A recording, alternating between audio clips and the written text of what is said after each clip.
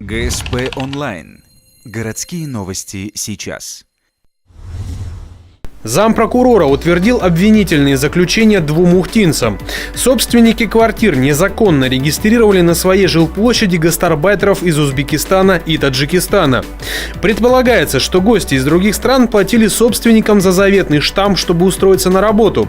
Факты выяснились летом 2014 года во время прокурорской проверки. Иностранные граждане в квартирах не проживали, соответственно, в настоящий момент судом будет решаться вопрос о привлечении к уголовной ответственности.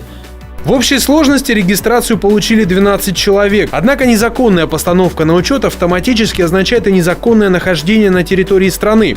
Оба дела направлены в суд. Приговор по ним может быть вынесен уже в декабре. Приезжих ждет депортация, а вот хозяевам квартир грозит до 3 лет лишения свободы. В Ухте ситуация с незаконной пропиской не редкость. В среднем рассматривается одно дело в месяц.